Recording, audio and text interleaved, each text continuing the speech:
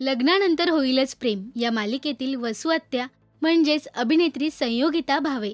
भारदस्त आवाज, घारे डोळे आणि उठावदार अभिनय. मराठी मालिका विश्वात अनेक अशा अभिनेत्री आहेत ज्या आपण एका लयबद्ध अभिनयाने ओळखतो. त्यापैकीच एक म्हणजे संयोगिता भावे. खलनायिका म्हटलं तर पहिलं नाव येतं ते म्हणजे संयोगिता भावे यांचं. पण तुम्हाला माहितीये का, संयोगितांना त्याच खलनायिकेच्या भूमिका मिळायच्या म्हणून त्यांनी मालिकांमध्ये मुद्दाम लेन्स लावून आपले घारे डोळे लपवले होते. आज आपण संयोगिता भावे यांचा अभिनयातील प्रवास, त्यांचे अनुभव आणि खास गोष्टींबद्दल जाणून घेणार आहोत. तर अभिनय, लेखन आणि कॉस्ट्यूम डिझायनर या तिन्ही क्षेत्रात आपल्या वेगळ्या अस्तित्वाची छाप सोडणाऱ्या अभिनेत्री संयोगिता भावे यांचा प्रवास हा अनेक वळणांचा साक्षीदार आहे.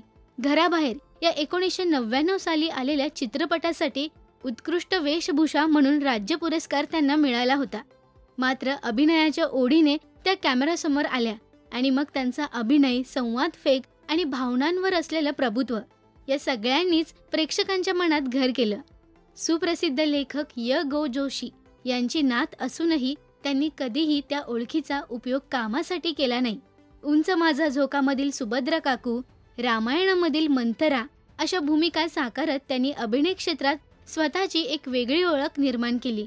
क्राईम पेट्रोल या लोकप्रिय मालिकेमध्ये त्यांनी चाइल्ड माफिया, सेक्स रॅकेट चालवणारी बाई अशा अनेक निगेटिव्ह भूमिका साकारल्या होत्या.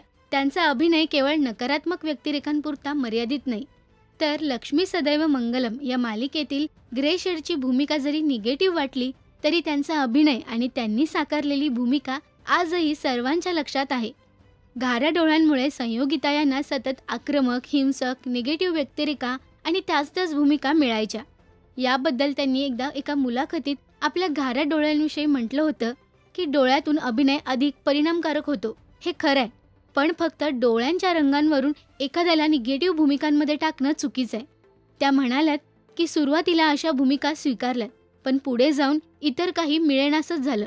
मला कधी कलर लेन्स लावून शूटिंग करावं लागायचं. ही खरं तर माझ्यासाठी खेदाची बाब होती.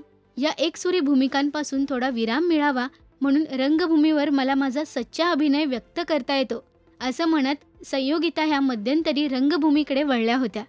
पण खरं तर डोळे हे जुलमी गडे अशी उपमा संयोगितांना बरेच प्रेक्षक देतात. आपल्या अभिनयाने त्यांनी प्रेक्षकांच्या मनात घर केलंच आहे. तुम्हाला लग्नानंतर होईलच प्रेम या मालिकेतील त्यांनी साकारलेली वसुहत्याची भूमिका आवडते का, हे आम्हाला कमेंटमध्ये नक्की सांगा. मराठी टेलिव्हिजन विश्वातील बातम्या, अपडेट्स आणि गॉसिपसाठी सबस्क्राईब करा राजश्री मराठी शोबज.